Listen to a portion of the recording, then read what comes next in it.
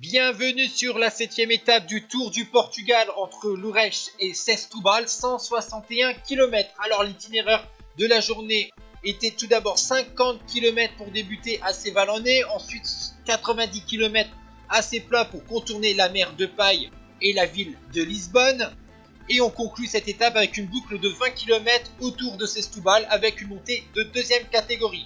À l'avant de la course, on a eu tout d'abord 8 coureurs. André Madrazo de la formation Burgos BH, Yon Irizarry de la Caoral, Gavin Magnon de la Rally, Anthony Delaplace de la formation Arkea, Oscar Pellegrini de la Ferenc, Luis Gomez de la Kelly Semoldes, Joaquim Silva de la Miranda et David Ribeiro de la Aluminios.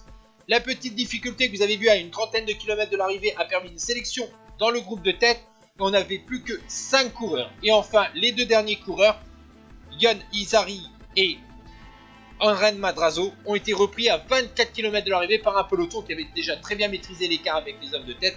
Et donc, la formation W52 FC Porto, comme un peu tous les jours, mène le peloton. On attaque maintenant cette ascension de deuxième catégorie après être passé par Setúbal. Une montée en 3 paliers, une montée longue de 6,4 km à 4,9%. Le premier palier est long de 2 km à 4%. On a une petite descente, 1700 mètres à 9,2% pour le deuxième palier. Une partie plate, 1500 mètres à 8,2% pour conclure cette ascension. D'ailleurs, dans ce deuxième palier à 9%, deux coureurs vont se dégager de ce peloton. À l'initiative du coureur de l'équipe Boavista, Luis Fernandes, 11e du classement général, Antonio Carvalho, 8e de ce même classement général de la formation FAPEL, a vite rejoint donc le coureur de la formation Boavista pour constituer un duo à l'avant de la course. A noter que Antonio Carvalho est un coureur très offensif puisqu'on l'a déjà vu à l'attaque sur les fameuses étapes de Torre avec la fameuse arrivée au sommet dans le brouillard. Au sein de la formation W52 FC Porto, c'est toujours Joao Rodrigues qui impose donc le tempo d'un groupe de plus de 10 coureurs où il y a tous les principaux favoris au classement général. Nous attaquons donc la descente, une descente en deux parties. Tout d'abord une grande partie roulante où on avait une très belle vue sur la mer et ensuite cette partie plus rapide avec de courbes très rapides pour descendre donc sur Setúbal pour la ligne d'arrivée.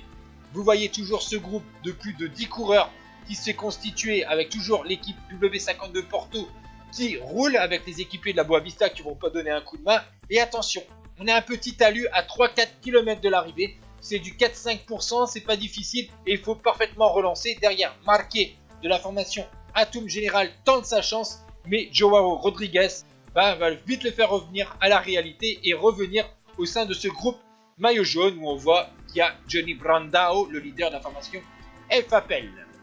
Les deux hommes ont encore 10 secondes dans le dernier kilomètre. Ils vont essayer de résister. On voit que le coureur de la formation Boavista essaye un petit peu de lui donner un petit coup de main au coureur de la formation FAPEL. 10 secondes toujours. Nous sommes dans le dernier kilomètre. Attention, la dernière ligne droite, il y a des petits pavés de temps en temps, mais c'est une belle ligne droite assez large et on va voir qu'au sprint, Carvalho était bien le plus fort de ce duo. Vous voyez, il va déborder Fernandes et donc s'imposer sur cette 7e étape à Setúbal. Deuxième place donc pour Fernandes et troisième place pour Gomez qui était du groupe maillot jaune. Voici le top 10, Carvalho, Fernandes, Gomez, Carvalho, encore un, et Finetto, le coureur de la formation Delco. Au classement général, aucun changement notable. Amaro Antunes devant Figueiredo à 13 secondes. Attention demain, la dernière étape, un contre-la-montre de 17 km à Lisbonne. Ciao tout le monde.